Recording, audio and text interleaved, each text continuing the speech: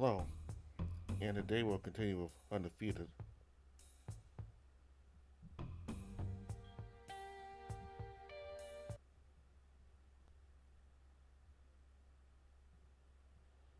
So we already talked with Drayden, so we're gonna go hang out with Redline.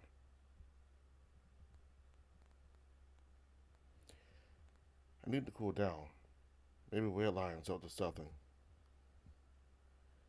Feels like I owe him about after yesterday, though I don't know if I'm really ready to talk with him about all that just yet. Just talking to Drayden had me break down. I can't imagine how Redline would react. I head down the hall, then up the stairs towards the second floor. It's a little weird not having Redline around to bother me in the hospital, though I suppose that was only a one time thing so far. Yeah, so far. Not really happy with how quickly I was on to coming back to the med bay more often, though maybe that's a good thing, coming to terms with my fate. It's exhausting, and not just to walk down this hall, though admittedly I find myself a little out of breath by the time I get to the main staircase, maybe hurting my ribs did more damage than I had thought. My chest hurts from more than just that, though I didn't feel this tired yesterday on the treadmill at all. The thought of seeing Redline makes my stomach turn, probably for a few reasons. Maybe it's the embarrassment of getting hauled down the hallway by him, or maybe it's because he stopped the weights from falling on me. What am I supposed to say to that?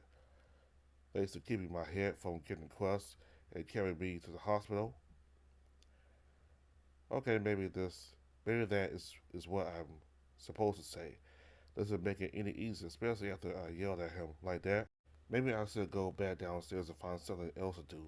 There were some cool books in the library. I was notified I can't check any out until I win a fight, so it remains unfinished downstairs. Bit of a weird gatekeeping process, but I'm not really in any position to fight against it. This would be an excellent opportunity to go finish it up. One quick look at my phone reminds me that it's at 2%. I didn't get to charge it yesterday, and this old battery drains so damn fast. At the very least, I can get in my room and grab the charger. Maybe the librarian will be nice and let me use an outlet. Outside, crack open the door, half hopeful that Redline's off with his friends like usual. Redline's laying on his bed, arms outstretched as he looks at the ceiling. He's got earbuds in and his eyes are closed. Wait, is he crying? Those streaks of darkened matted fur under his eyes seem as good of in the case as any. I stand there for a second in silence, not sure if he's noticed me yet. I can hear a bit of the music from the door, so it must be pretty loud. Maybe I can sneak past and just grab a charger. I step in and creep to my bed, the charging cable half dangling off the side toward the outlet in the wall. As I move past, Redline lets out a shadowy breath and sniffles. Slowly, his eyes open and still to me. His expression changes instantly, eyes wide as he sits up. Oh, hey, dude. He turns away from me and wipes his eyes before taking the earbuds off. What's up? How was the doctor? I don't have time to answer before he stands up and moves to the door. He's still turned away from me. Actually, hold that thought. I gotta piss real quick. His paw snaps into a finger gun and Redline's out the door. I guess I was starting for too long. I definitely could have got my charger and bailed. But now I feel like I'm obliged to stay, at least just to tell him I was heading down to the library. But then he would probably ask to join, and who knows how little reading I get done with him taking my ear off. He took his phone with him, so I can't really snoop around to see what was going on either. The door cracks open and Redline comes in, big smile plastered across his face. Sorry about that. I've been drinking too much water. What's up, man? It's concerning to see the shift in temperament so quick. He's clearly trying to hide something. I was just heading down to the library. I looked back to my charger in the wall. With a sigh, I plugged my phone in and set it on the desktop. And my phone's dead, so I need to let it charge. Redline's ears dim. Oh no, I'm sorry, man. I wanted to bring it to your room, but they wouldn't let me pass the front desk again. And they kept catching me when I tried to sneak by, but so eventually they put a guard out front too. Wasn't able to find another way in. Please don't sneak into the man page, Redline. He winks and smiles. No promises. So what's up? You cleared the fight again? I remember one of the messages he sent me was asking about that. I feel bad for annoying him, but he doesn't seem to be too upset. Not really. Doc says I'm off training for a week. Gotta let my ribs heal up. Immediately, Redline stifles up, grimacing. Ouch, for a week? Isn't that medicine to be some sort of miracle cure?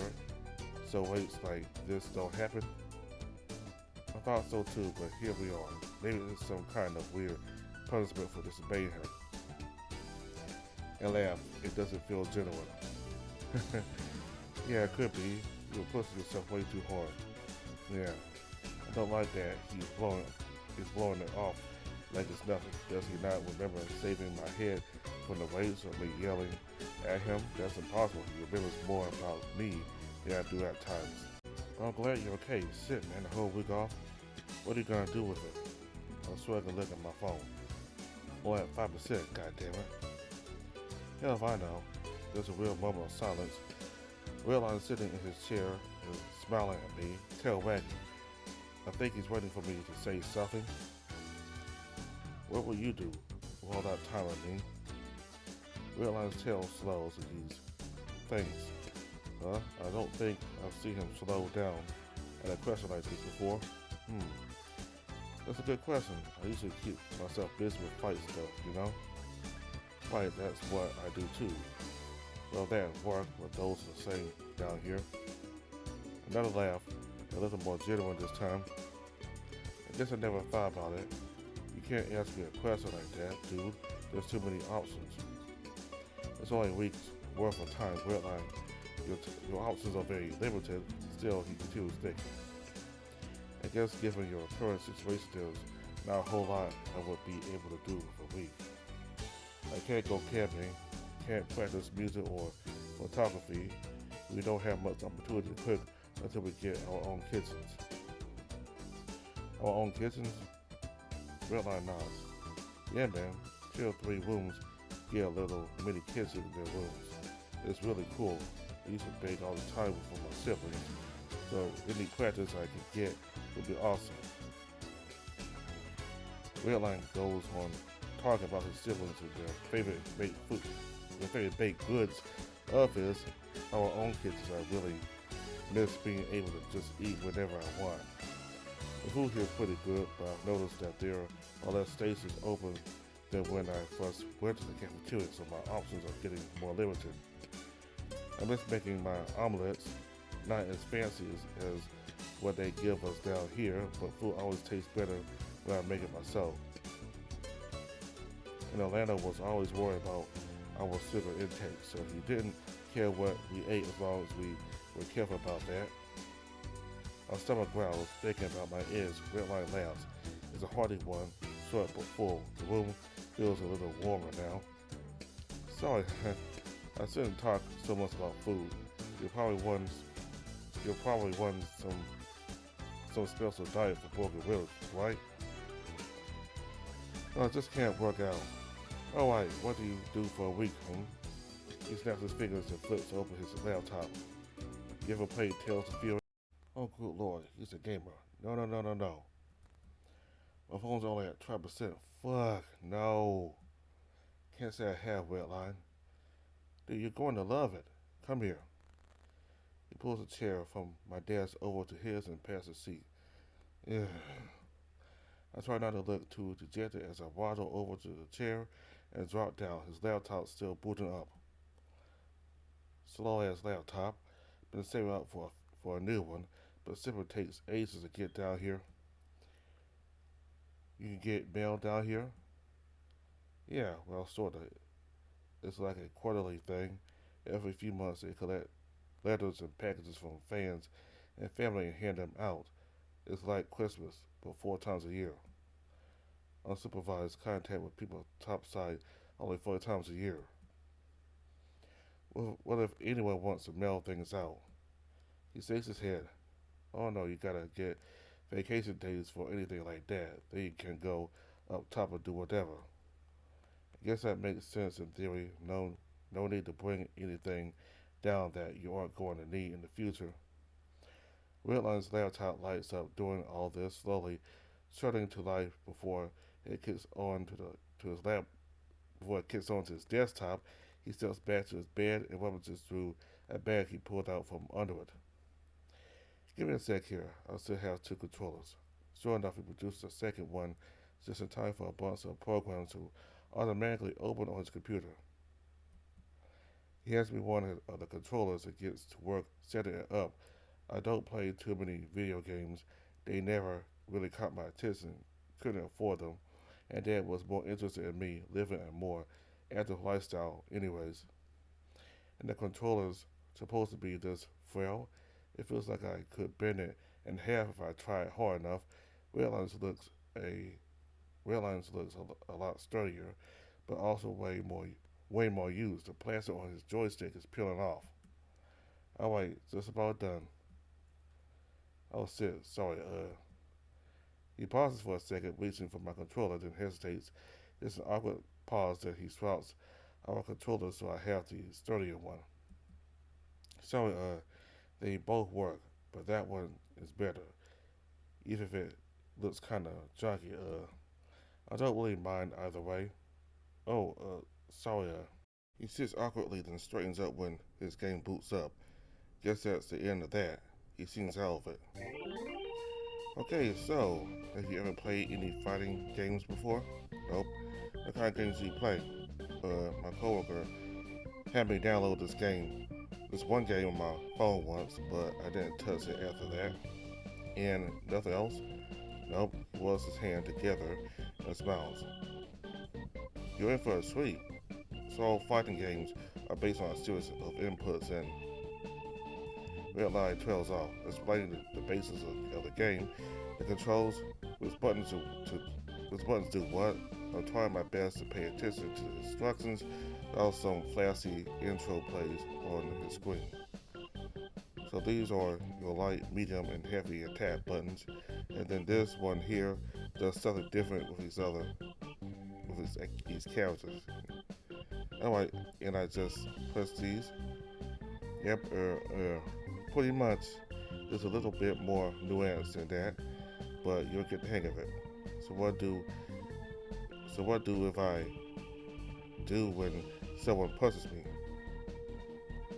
In the game, you gotta block. You just hold your control stick backwards.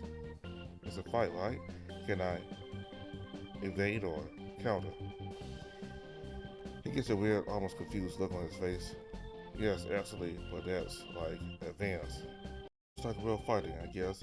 Redline flicks through a few menus and a bunch of characters show up on the screen. Redline cycles through them, explaining who does what, but also thumb over to a few of them. I recognize that Fosco off the tail from when Red played this a few months back. I guess he's the main character. Then there's that fat alligator man. He's got on a big trench coat. Cardigan with a sniper, badger dude, and a pro wrestling outfit, some kind of wolf doctor. What the hell kind of fights are they getting into?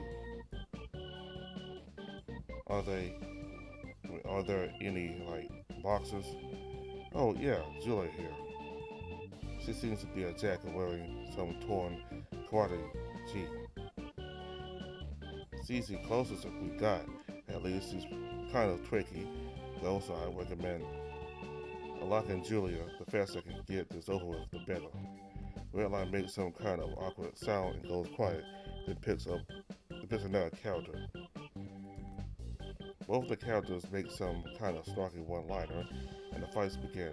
I do what I look, I do what I looked like Redline was doing the other day, and just press buttons.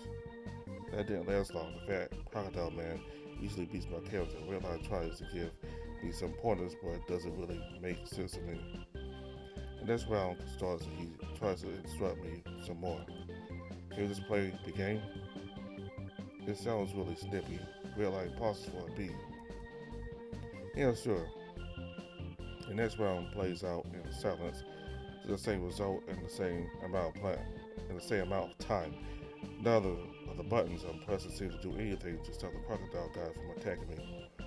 Why can't I just duck out and circle out or go for a takedown? These fights are annoying. Redline asks if I wanted to play again, and I grumble back some sort of affirmation. The same thing as last time, only in complete silence. I glance over at Redline, and he's not smiling. Do you want to play again? I think I'm good. I set the controller down on the table, and Redline scoops it right up. He pushes some buttons, and the game closes. Silently, he goes to put the controllers back in the back of his bed. He almost seems to be in a hurry doing it, judging by the aggressive sounds of the bed being set back under his bed.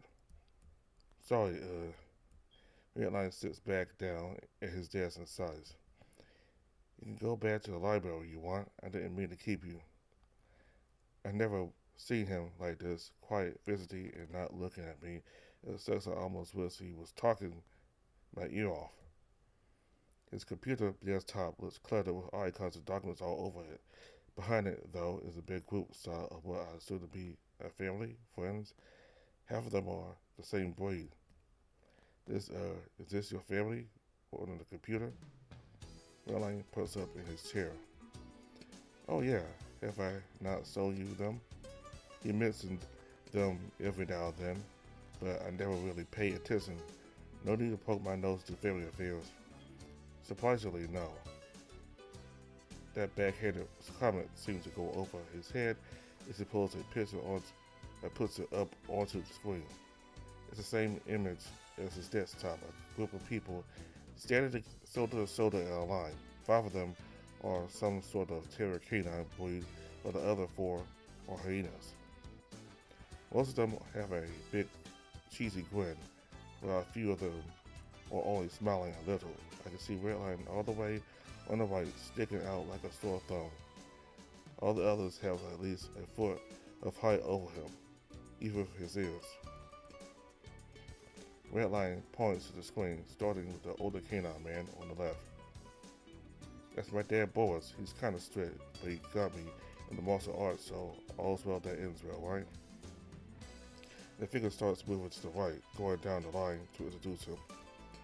We got Orlando, the oldest. He coaches sports at our community center. Then Land, he owns some music production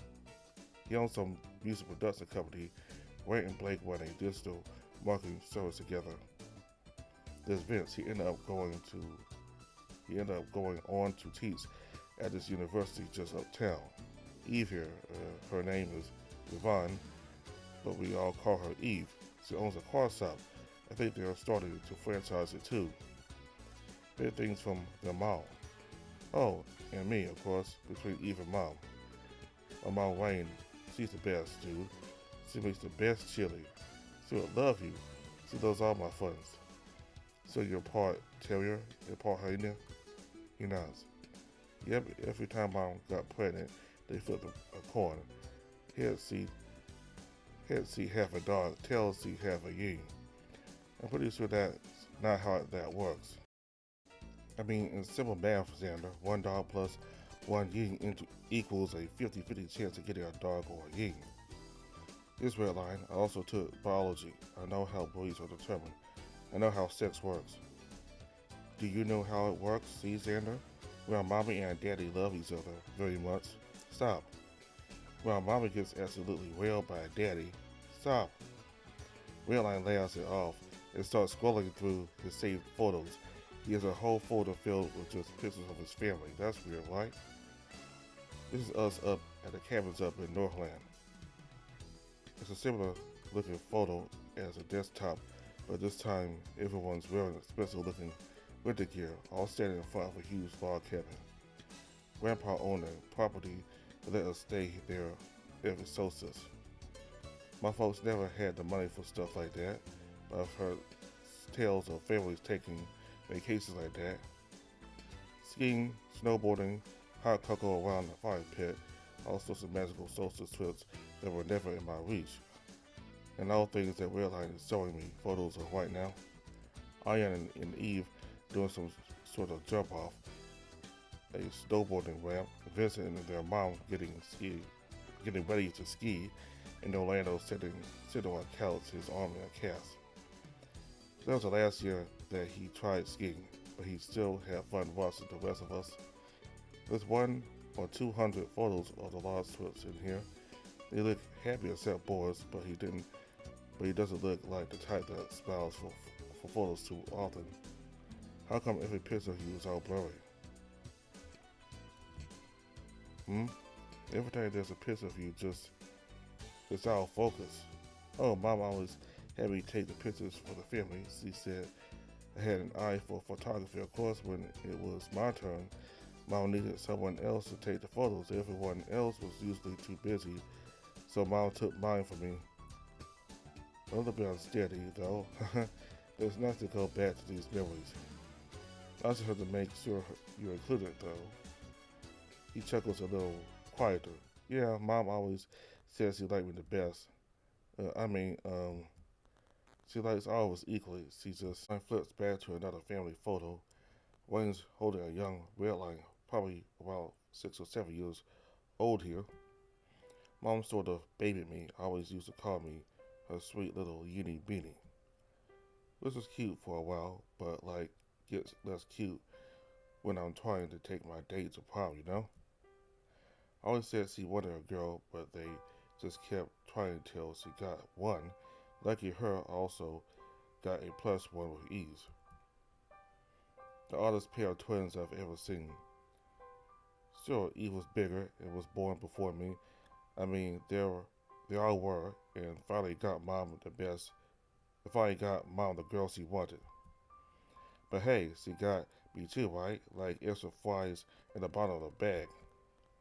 His smile wavers as he stares at the screen, a mother hyena and her son smiling in some now outdated fashion.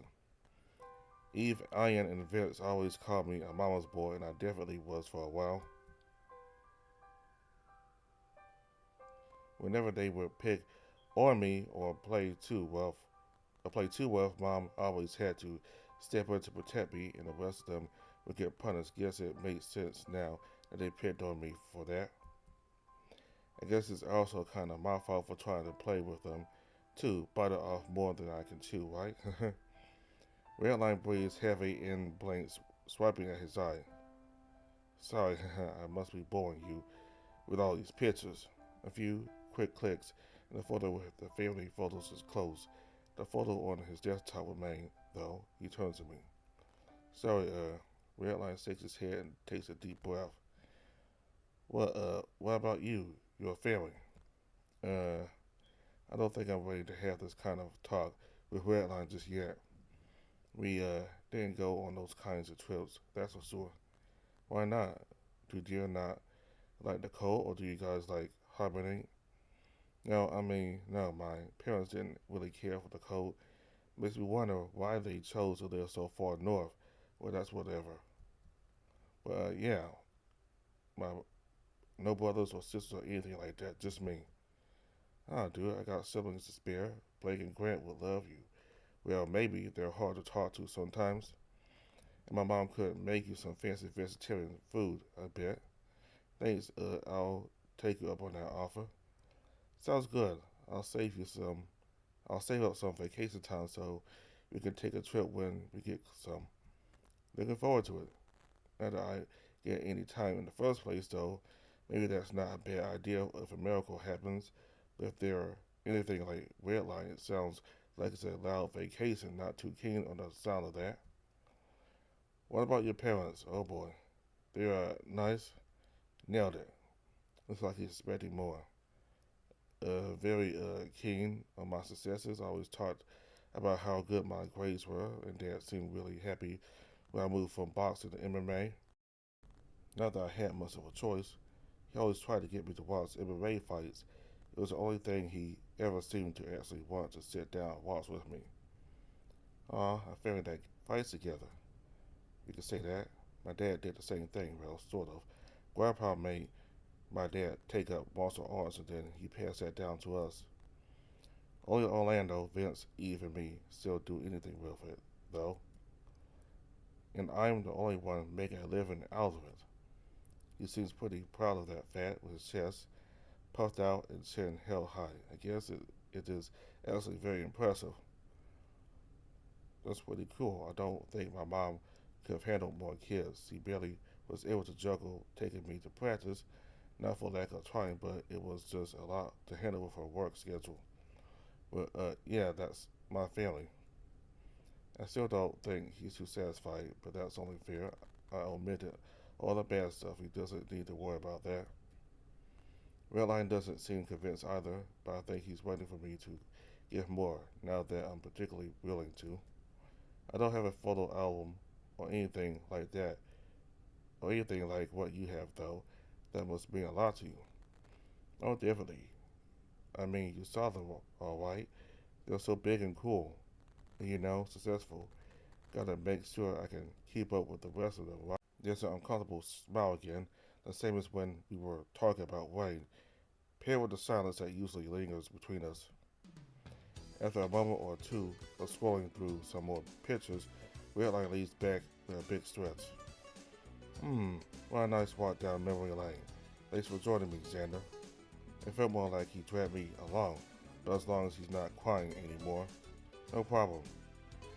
Redline stands back up, doing an even bigger stretch this time. I think I'm gonna head to the gym, get my body moving a bit. You wanna join me? My ribs. Oh, right, dude. Of course, sorry. Do you wanna just hang out here?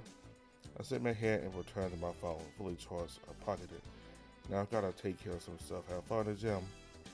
It almost sounded salty as I said it, but I didn't mean any harm behind it. Redline smiles. All right, for sure, dude. I'll see you later. We both exit the room and part ways as he heads down to the hall. His ears aren't perked like they normally are. I pass to the emergency staircase, seemingly alone again, at least, and now to find something else to do. So we talk with Drayden, and we just hang out with Redline, so now we're gonna watch people train. If I can't fight or train, I can at least watch people train, right? Drayden would probably not be too happy with that, but it's not like I'm trying to pull a fast one on him. Becky knows I'm not allowed to train, according to Drayden, but maybe he can let me just hang out and watch. The closest I can get to actually training is to keep my mind sharp, and watching other people train could at least help with that. Theoretically, at least. Let's go have a chat with Bucky. I climb down to the first floor toward the gyms. The halls have been getting more familiar to me these days. I guess that's what happens after a month of being locked underground. I say that as if it was against my own will. I wanted to come down here. I've been wanting to come down here for a while. Just was hoping for better circumstances. The smell of gyms sort of lingers around the first floor. You can smell it coming a mile away. Nothing potent, of course, but it's definitely noticeable whenever I step into the hallways. The sound too, but there's always some sort of chatter echoing these halls. Even at quiet times, there's a rowdy guy or two or 12 stepping out of a gym room. The only genuine silence is at night or in our room whenever Redline is out. It's actually kind of eerie when it does happen, like it's not supposed to be there. It only gets louder as I approach one of the gym rooms. I can hear Bucky yell out a command, followed by a chorus of leather slamming into training pads. More yelling, more pads. He's got a really loud voice. At least it carries nicely. I never once had trouble hearing him over the rest of the noise in the gym. Blair. I made it to the door. but there's still some butterflies in my stomach. He probably won't be happy to hear that I've been effectively banned from working out for a bit. Maybe I should turn back, go do something else with my time. Hey, Xander. The butterfly steer in my head snaps through the window into the gym. Bucky's standing inside waving me in with a big smile on his face. There's no real way out of this now, so I step inside. There's about 12 guys in here. Each of them is a little bigger than me. Half of them are holding hefty training pads, while the other half are practicing their technique on them. Bucky's leaning against a small countertop that runs alongside the entrance of the space, watching on with arms folded over his chest. His head turns to see me as I come around, standing next to him. Xander, how's it going? You here to do a bit of sparring? He seems excited. I thought Drayden already told him I couldn't. As tempting as the offer to punch someone is, I feel like the wrath of a doctor is something I don't really want to face again. I shake my head at Bucky. No, sir, Drayden's got me off for a week. I thought he told you. Bucky nods and grins. That was a test. Good to see you're an honest fella. Not that I doubted you, of course. Yep, a good honest kid, Xander. Always speaks his mind and tells people what he's feeling. An aggressive head weapon really drives his point in. I feel weird batting away my coach's hand, so I just let him keep ruffling my hair. After a moment, he stops and chuckles. Or maybe not.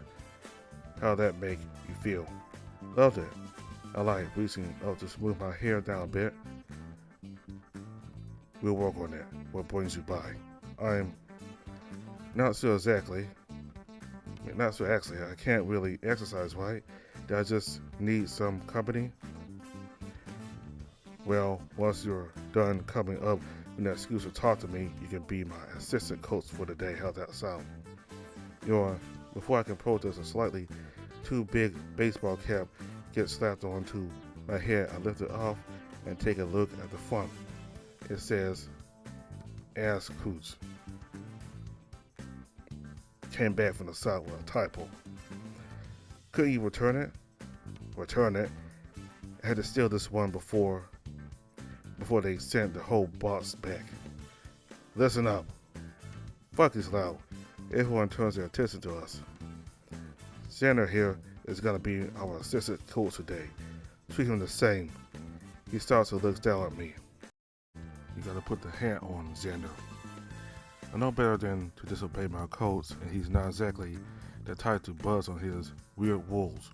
I slip it on even though it doesn't fit perfectly over my little antler nubs.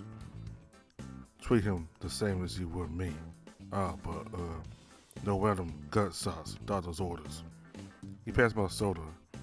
Bucky has him start off with some cardio drills and leans back against the countertop.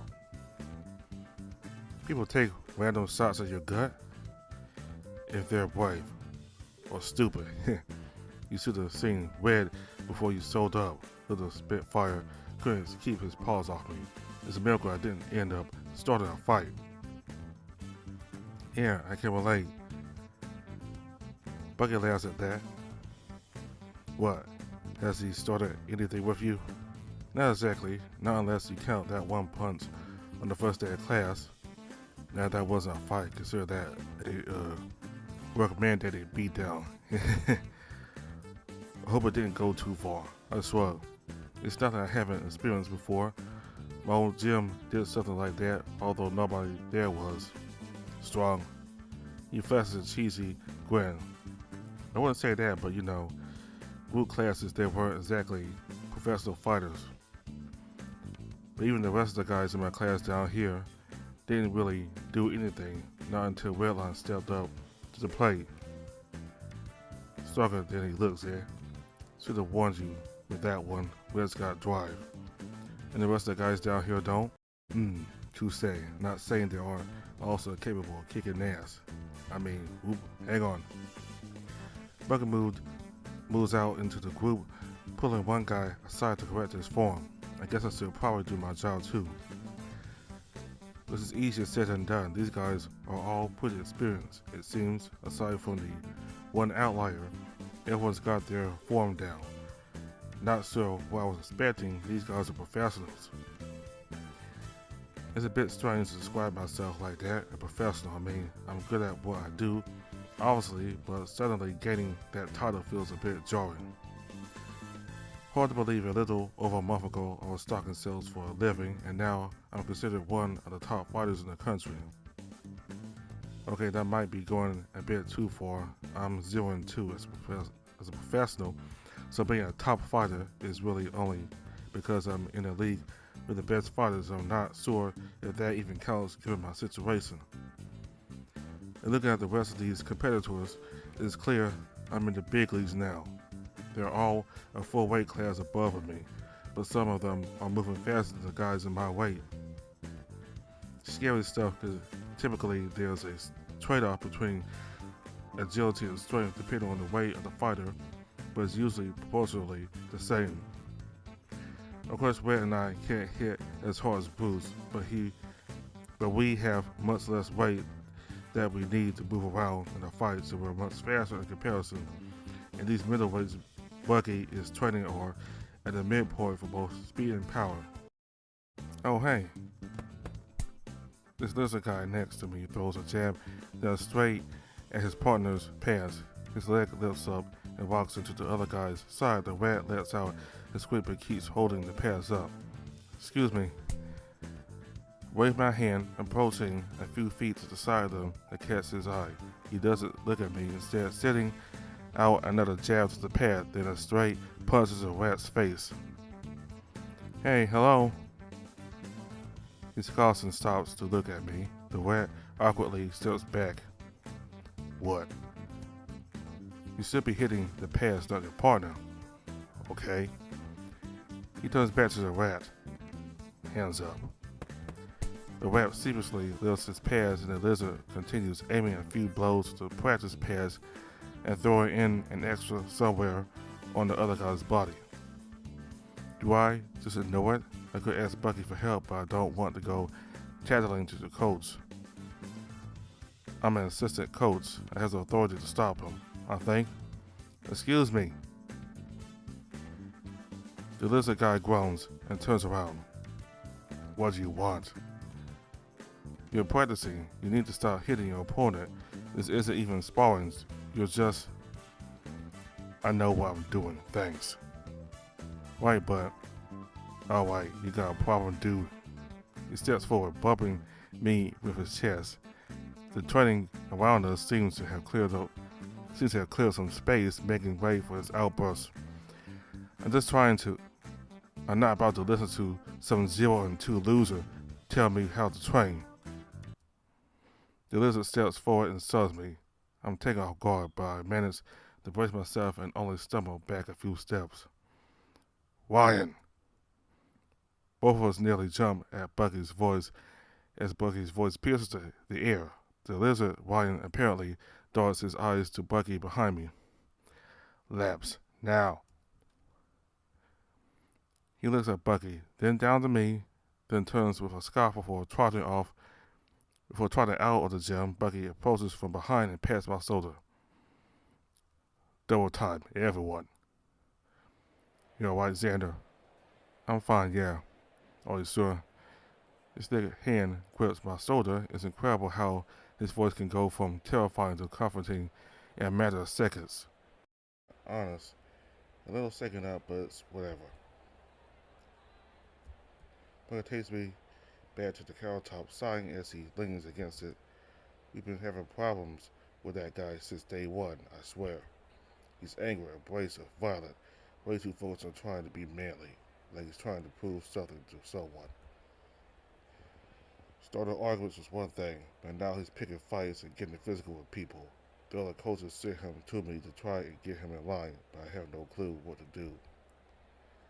Bucky shakes his head, watches the rest of the guys exercise.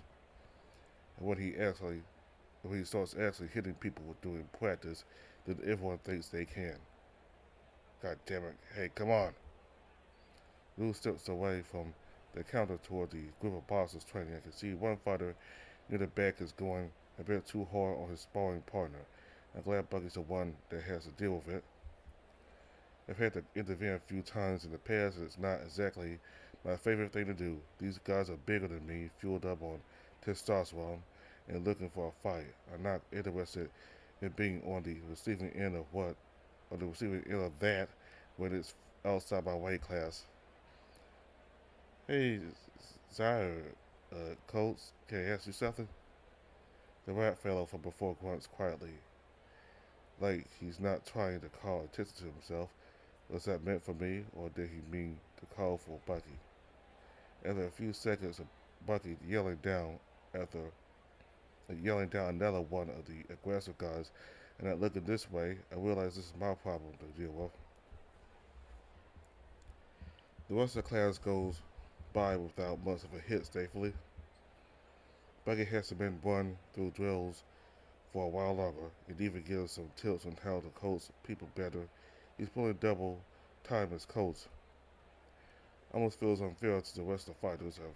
I've already had a bit of experience coaching here and there back in my old classes.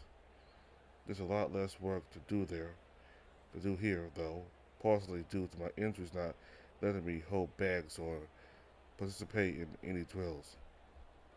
And these guys are professionals that don't need to hover around to make sure forms are correct. I still do hover, though, but there's a lot less correcting that needs to be done here.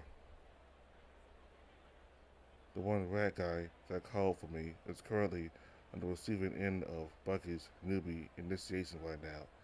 Apparently, he just got in last week, poor guy. I only had to deal with the lightweights punching me. This guy is decently well built, but I can tell he's on the lighter end of his weight class. Takes the rest of the fighters to still he takes the rest of the fighters without too much of a problem. After they finish working the rat over, the rest of the fighters sort of disperse among themselves, but the new guy just sort of hobbles himself over to the countertop by myself and Bucky. Bucky, the status, has a big grin on his face. Good for his class. The rat wheezes out of the rat wheezes out a laugh. Those guys hit like a truck. I think I'm ready to go down a weight class. Bucky grins. Bucky laughs.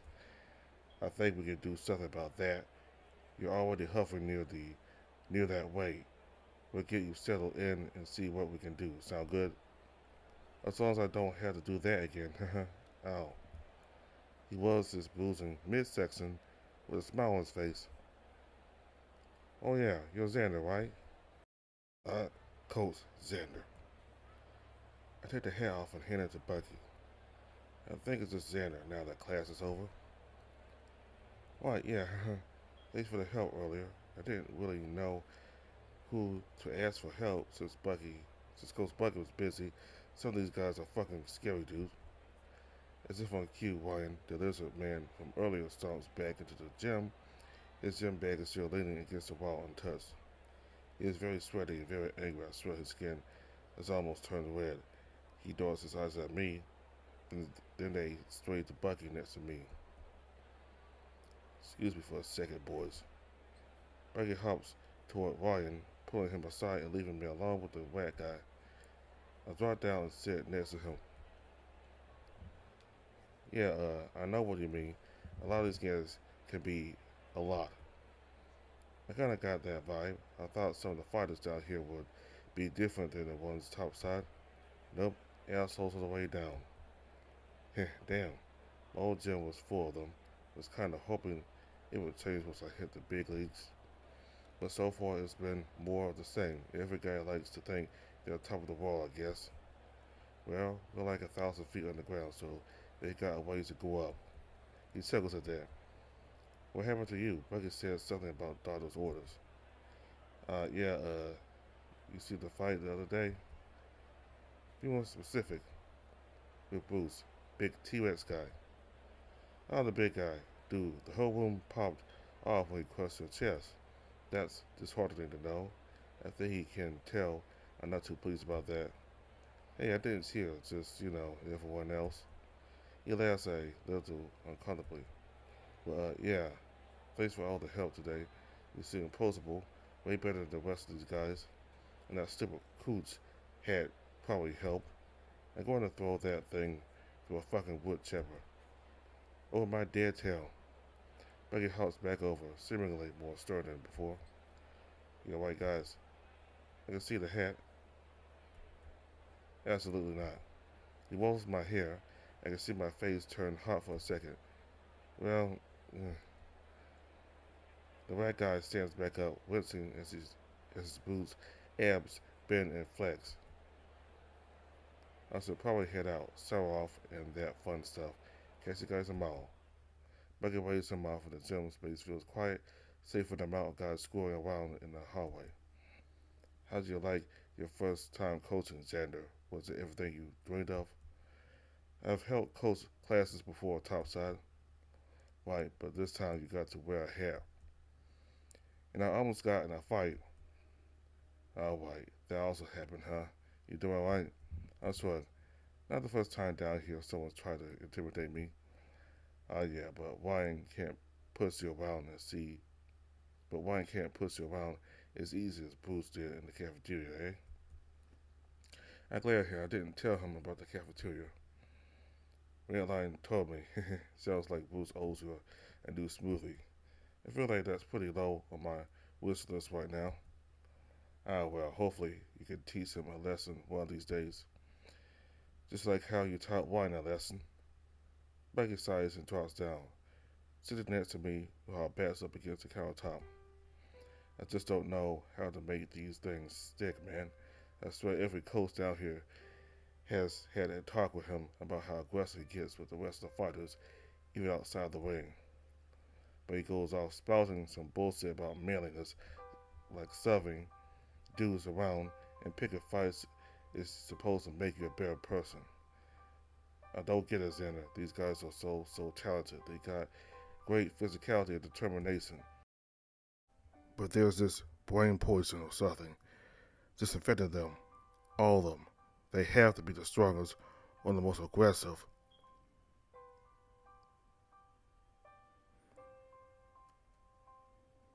But there's this brain poison or something just infecting them. All of them. They have to be the strongest or the most aggressive. Like some dumb alpha wolf bullshit. I'm sure you've seen it. Mm-hmm. Some of these guys get some messed up ideas of what we're down here to do. What, beat the shit out of each other? He pauses, then laughs a little. Well, okay, so that's not entirely. That's what they wrote on my contract, man. Just come down here and crack skulls. None of this being nice shit was in my job description.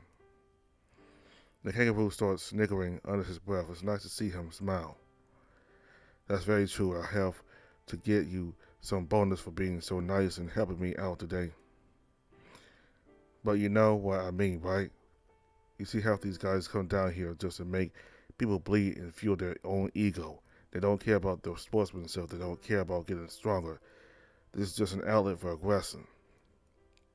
And, it's where it's easy. A lot of these guys steal their personality from some asshole at the gym.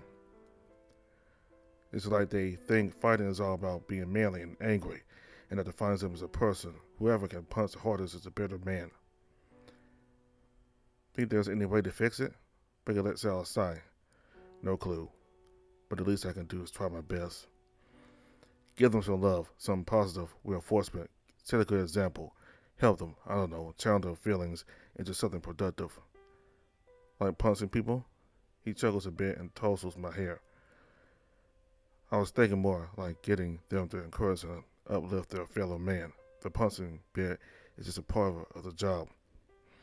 I'm at least glad you got someone like Red. Really? Mm-hmm. Probably the nicest fighter down here. Not like that. Not like that's a hard contest to win, but he's at least a breath of fresh air. Yeah, I guess. He scoffs. You guess it. Or has he been shoving you around behind closed doors? Not at all. If anything, he's too friendly. Huh. Don't Don't look a gift Ying in the mouth, Xander. Just try not to be too hard on him, yeah? I'll do my best. Buddy's not wrong. I remember it well. I remember it too well. Both at the gym, back home, and just from some of the people I know. Combat sports can feel like a breeding ground for city people sometimes. Aggressive, violent people get good at the sport for the wrong reasons. They train people up to be like them, and the cycle continues. It's a mess. It's part of why I tried to keep my head down when I first got here. I know what these people are like. They're all like Bruce, really. Big, dumb, insecure, egotistical meatheads. Well, okay, maybe that's not entirely true. Redline and Bucky have been kind enough, and some of his friends probably won't try to assault me yet. And some of the guys outside were alright, but they always started to stray towards the assholes, so it was really only a matter of time before they changed. I wonder if I could have changed any of that. Maybe I could have been more friendly. Of course, that would open me up to the assholes pushing me around more than they already did. Ugh, I had enough as is.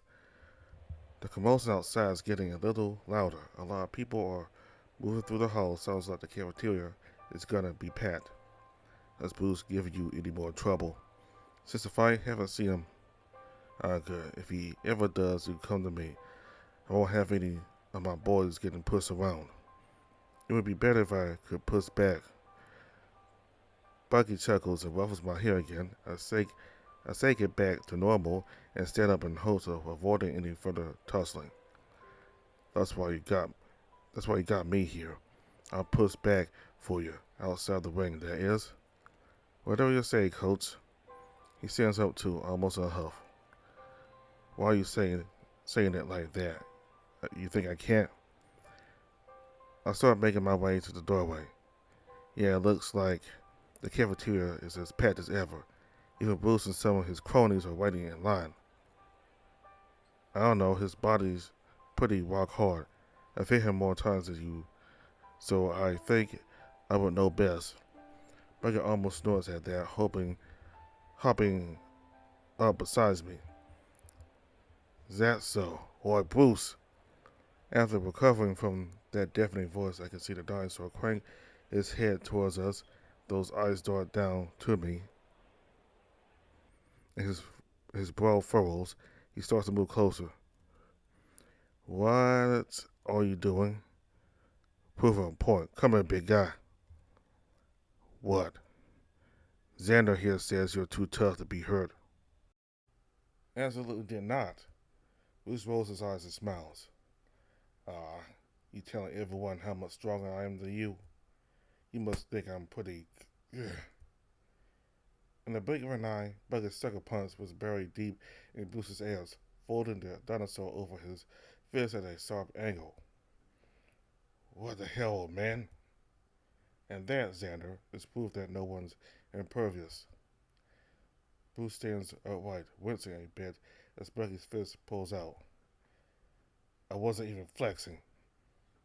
Say what, another? Is what I'm hearing? A second lightning fast punch and air strained through Bruce's gritted teeth. His muscles are tensed up, but from the sound impact alone, I could tell Bucky's punch hurt. You're gonna start thinking twice about punching down outside the ring, champ. I could see a bead of sweat trickle down Bruce's head. He growls, and I can see his fist tighten. He glares at Bucky, then pauses almost like he's reassessing. He turns to me, and his biceps tense. Bruce snorts some hot air out and turns to the door. Yeah, right. I've got food to eat. I'll crush you your coats later, pipsqueak. Bruce forces his way through the crowd to rejoin his group of friends, who are now much further ahead in line. One of them turns to ask him something, and he barks something in return. Bucky, on the other hand, has been laughing to himself. Don't let these guys shake you, Xander. Even Bruce is all bark. All bark and some bite. A lot of bite, yes, but now you know he's not invincible. Are you gonna get in the ring in my place? He massages his fist. Wish I could, but I can train you to get to that level. And all that talk about how bad it is to go around punching people to prove your dominance. I'm a coach. I've got to teach these guys lessons in humility if that's what they need. But he should stop picking on you from now on. And if he tries again, you come to me. Got it. I guess I can let it slide if it'll keep Bruce humbled and out of my hair. But I can tussles my hair again. I can't escape it. You gonna grab some food? Crowds aren't really my thing. I'll find some way to kill time till things die down. You could stick around. I always need more help coaching. But I have to. You would have to wear that hat. Yes. Hard pass. Thanks for the offer though. Anytime, bud. What's up, yeah? We nod each other off and make my way down the hall. I suppose that's two people I have to be on the lookout for now. Bruce and that wine guy. Though hopefully that talk he had with Bucky will keep him off my back. Wine's also a lot closer to my size than Bruce is, so I could probably handle the situation in worst case scenario. I've had run-ins with guys like that when I was in my amateur circuit topside. Just keep my mouth shut and don't say anything that could start a fight. Anything I have to say in response can be said after the fight is over, and one of those kinds of fights got me the promotion I needed to get into Fang. That's not exactly a promotion in hindsight, but I guess anything to get me out of that dead end rut, even if this ended up being another dead end rut. The rest of the day goes by without much of an issue. I didn't really see much of Redline either. Most spent it in the library, don't really have much time for reading these days. But now it is 2 in the morning, and I am absolutely restless. I figured that chat with Drayden would have drained me, but I must have recovered from that over the day. Something isn't sitting right with me. Just then my phone buzzes. It's a text from Drayden. Hey Xander, Drayden here. Was thinking about our talk today. It must have been hard for you to open up like that. Why does he text like this? I know I know it must be hard to not be able to exercise down here, so I wanted to cut you some slack. You can go for walks on the treadmill or or elliptical or elliptical treadmill or elliptical, but nothing above a 4. We've got cameras in red watching, so I'll know if you're lying. Take it easy on yourself, Xander. I'll ill tell. A walk sounds ideal. If anything, just to clear my head, I wanted to walk around the immersion chamber, but was booked solid all day. Oh well, I messaged back. Thank you, Doctor. You're up late. There's a second where I can see him typing, then he stops. Then some more, then it stops again. There's only a few episodes left. Yeah, I figured he seemed like the type. I'll leave you to your binge watching. I toss on a shirt and a pair of joggers and I'm on the door. Weirdly enough, Redline still wasn't in bed. He must be out with friends. The hallways are usually silent this time of night, which makes sense. A lot of the guys take their schedules very seriously. Parties only really happen when there's a big event coming up, which means the gyms are empty. Thank God. I stroll right up to a treadmill and flick it on. There's no one here, but the place still reeks. At least now I don't have to deal with other people. I can go back to what I was doing just the other day before everything happened. It's hard to keep my excitement down. I have to remember to keep the treadmill at a low level. No running or anything. I could walk anywhere I want down here, but I can never turn my brain off when I do that. Not like I can not like I can on the treadmill. It's calming. No one to bother me. No one's going to call and deliver bad news I don't have to worry about. Out of the corner of my eye, I see a movement of red through the window into the hallways. Bruce is strolling, but his eyes flicker to me, and he stops. Jesus fucking Christ. I close my eyes and walk and keep walking. There's no way he's going to pick on me. He was probably just surprised to see someone awake at this hour. Why is he awake right now? Are dinosaurs nocturnal? No, that doesn't make sense. He was awake in a day every time I see him. I can feel my heart beat faster. Just breathe, Xander. He's not doing anything. He's probably left already. My eyes open. He's turned toward me, looking at the entrance. What the fuck? Go away. Bruce moves to the door of the gym, then hesitates. His eyes dart to different corners of the wall, almost like he's scanning the room. After a second, he takes a slow, heavy step. Then he starts making his way to me, slowly. I will call it intimidating, but something about the way he moves is cautious, like he's walking on eggshells. What if I have nothing to say to him? And if I tried, it would end with me getting hurt somehow, no doubt. I turn my head down and keep walking. This sucks. It almost feels like I'm bound to him or something stupid. Those footsteps are getting closer. Hey, just keep your head down. Don't acknowledge him, and maybe he'll go away. About 30 seconds passes in complete silence with me pretending like he's not here. Bruce just on his feet. Hello? God, this is so fucking uncomfortable. I'm not supposed to be like this. I wish I could just tell him to fuck off. Another few seconds before Bruce grabs the front of the treadmill aggressively. Hey! His finger manages to slam down on the emergency stop button, and the treadmill slows to a halt near instantly, so fast in fact that I collide with the front console. I bounce off it and stumble to the side, only for the handrails to stop me, and my wheels. The pain settles up through my body, and I grit my teeth. Fuck, what? Our eyes meet, and Bruce immediately breaks his composure. That angry face falters, his hands release the treadmill console. The bare teeth retract. Bruce takes a small step back. Aye. His eyes dart to the side, eyeing one corner of the room before returning to look at me. I also caught my head to the side slightly, just enough to see the wall he was looking at. A small security camera in the top corner is pointed directly to this area of the gym. I turn back to Bruce, waiting for an explanation. His head is turned to the floor, eyes nervously shifting between that and me. The dinosaur lets out a sigh as his voice dips down, quiet enough that I can barely hear it. I need your help. What? There's a rage bubbling underneath that question. It sounds more like a statement. I need you to help spot me on the bench. He points to the bench presses on the other side of the room. Fuck off. Listen. He speaks under his breath, leaning in. No, you listen. I'm not sure where this wave is coming from. It's boiling over. I can feel my heart beating fast. I've been down here for a month, and every day has been a living fucking hell.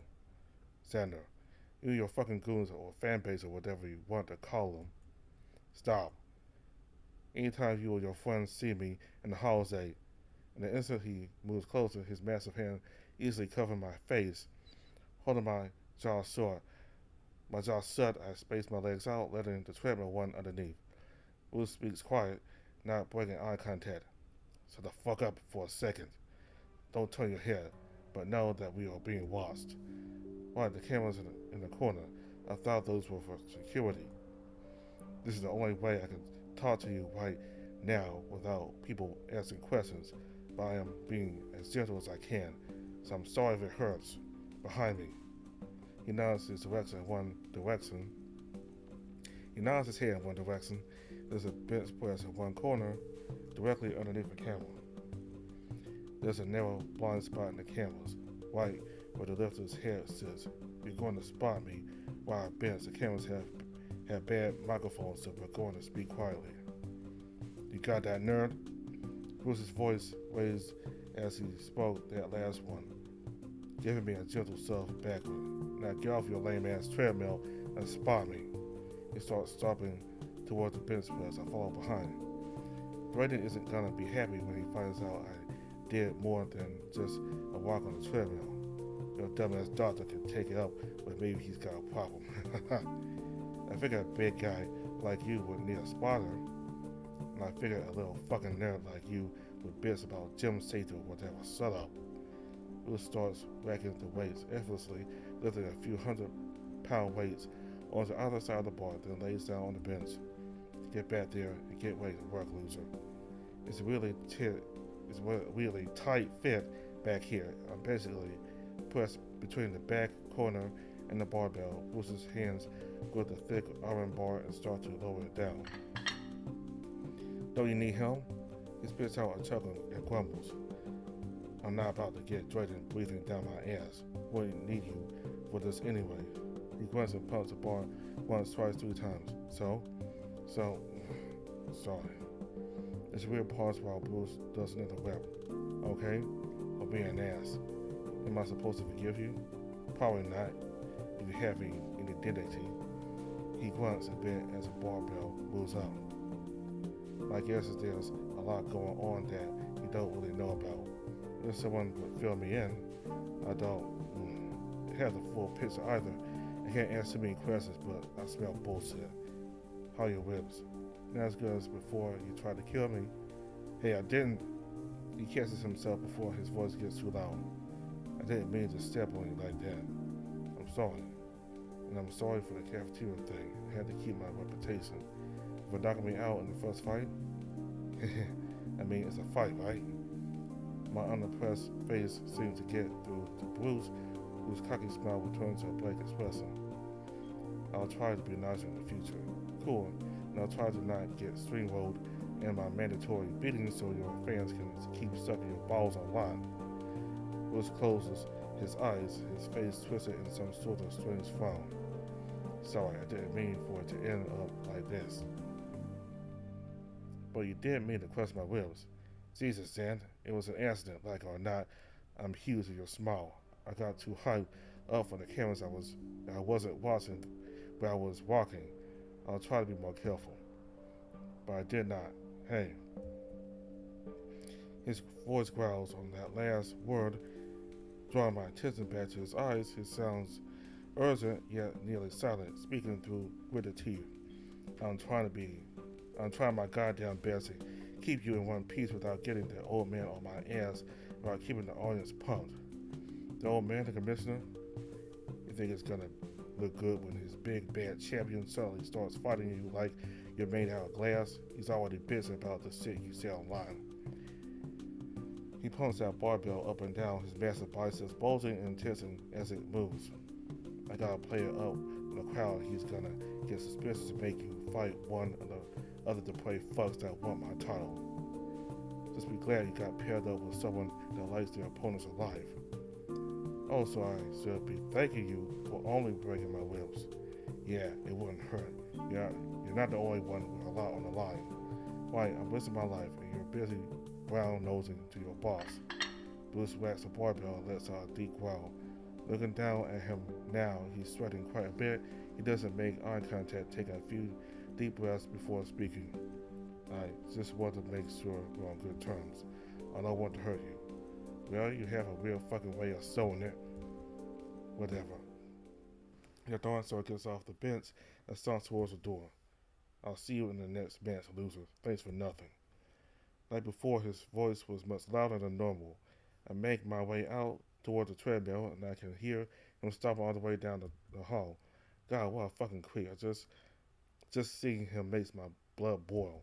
Good turns my ass. I don't know what he expects me to say.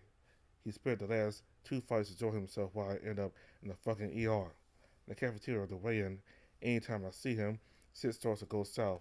I'm surprised he didn't try anything with Bucket earlier today.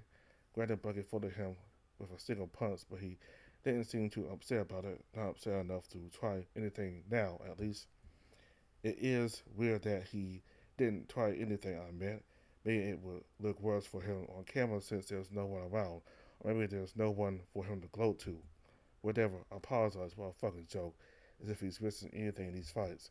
Now my mood is spoiled, thanks to that jackass coming down off that adrenaline rush. I can feel just how exhausted my body is. I guess now is as good of a time as any to try and get some sleep. 2:30 a.m., Christ. Yeah, after just reading that, the tiredness sinks in a bit more. The hallways are so wide that when I'm on my own, I've usually got red line nipping at my heels, but he hasn't been around much today. But as I pass by the library to take the other staircase up, I see him. He's walking down from the immersion chamber. He looks rattled. Everything on white red line. He jumps, his ears straightening out, then falling back. Oh, hey man. Yeah, I'm alright. Just had one in with Bruce. Yeah, did he say something? No, just asked me if the immersion chamber was free. He seemed upset. Does he always look upset? He started walking up the back staircase. Now he usually looks pretty angry. He's got resting beast face, but this was more bummed. I don't know. It's hard to see him sometimes. Well, what are you doing? What are you doing up this late? I couldn't sleep. Had a hell of a day. You? Same, yeah. I think I'm ready for bed. So Bruce didn't say anything about me? No, just grumbled. What I think was a thank you. Why?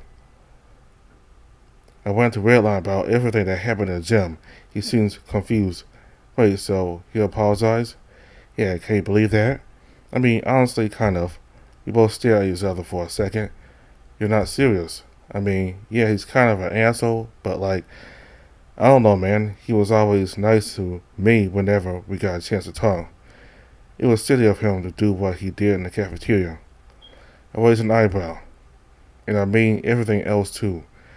I was kind of hoping that was all just random outbursts. So I'm supposed to forgive him because he's been nice to you a few times? No, of course not. But just like, I don't know, man. It sounds like he's not happy either. Maybe he's not your enemy in all this. So the guy beating the shit out of me isn't my enemy. I lay down on my bed and roll over. That's not good night, Redline. He's quiet for a few seconds, then he flicks the light switch. The room goes dark. Night, Xander.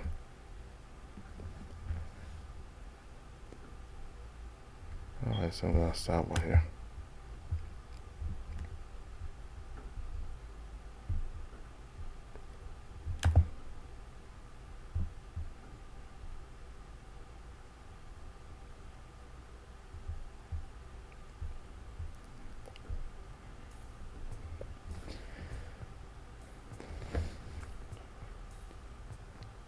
We got to see a different side of Bruce this time.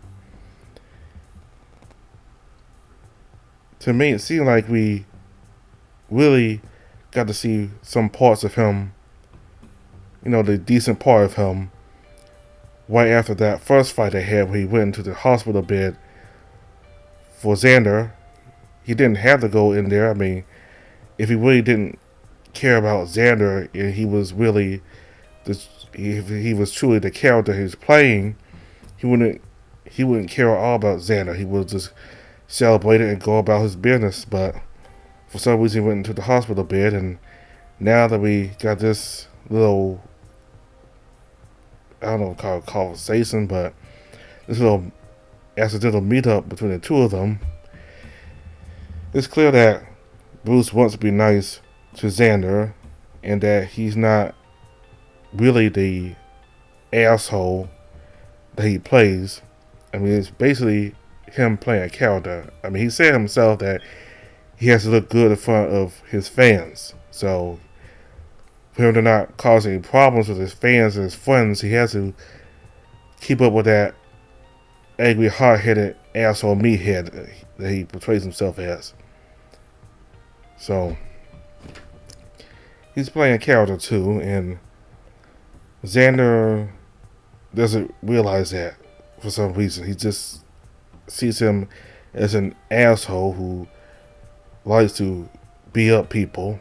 And we know now from Bruce that when he stepped on Xander, he didn't do it by purpose. He didn't do it on purpose. He did it by accident because the size difference between the two of them. So Xander being small, he being big, Xander's not going to be quite as noticeable as somebody around Bruce's size. So it was an accident, and I don't think Bruce is a bad guy at all. I mean, we got to see him vulnerable, and he said that he isn't just big of a much shit as Xander is. So Apparently, apparently Bruce might be going to the same sort of situation Xander is in. He also has some kind of contract that he has to oblige by, in that he's not able to do something until he fulfills that contract. I don't know what his contract is. All we know is what Xander's contract is. So he's really not happy either. I mean, when you see Bruce, you see him as this arrogant, cocky asshole who's always. He seems to always be in the. Well, he's kind of angry, but not angry and sad, but angry and because he's confident and always wanted to beat people up, but instead he's more sad and angry about his situation, not because that's his character that he just wants to beat people up. So we got to see Bucky, and he is very much against the whole macho male mindset a lot of people, a lot of fighters down there have, that for them to be a man and to be a better fighter, they have to be strong and they have to be aggressive. They got to pick fights with people, and happy that Bucky disagrees with that. I mean, he's not entirely different from them, but I'm happy that he's more nicer, and he very much values Xander because he's one of the nicer people down there. So it's kind of weird, just a bunch of hot-headed, angry assholes down here. So yeah, what else? Redline said that during his conversations and run-ins with Bruce was always nice to him. So it's clear that this is a character Bruce is playing. So, yeah. And he said that after he met up with Bruce, he looked defeated. Like he was stopping, he looked defeated. Like he wanted to pass things up with Xander, but Xander wouldn't let him do it. He wouldn't get close to Bruce in a relationship. He just didn't want anything to do with Bruce. So I hope he understands that Bruce is sorry, that he just wants to be on good terms with him. So we also got to learn more about Redline's past, his family, and that he's the smallest one, and that everybody's bigger than him, and that his mother always loved him, and the other people in the family call him the mama's boy. And it seems like the pictures have him blurred out. I don't know why. Could there be some tension in the family? I mean, that's kind of weird that in the family pictures, he's the one that's blurred out. So his family is like hyenas and I think golden retrievers, I believe, some kind of terrier. So and a lot of them are very successful. So it seems like there's a competition that Redline's in that he has to catch up with his siblings and family members. They're successful, and he has to catch up and be successful just like them. And that if he's not successful, then he feels like he's left out.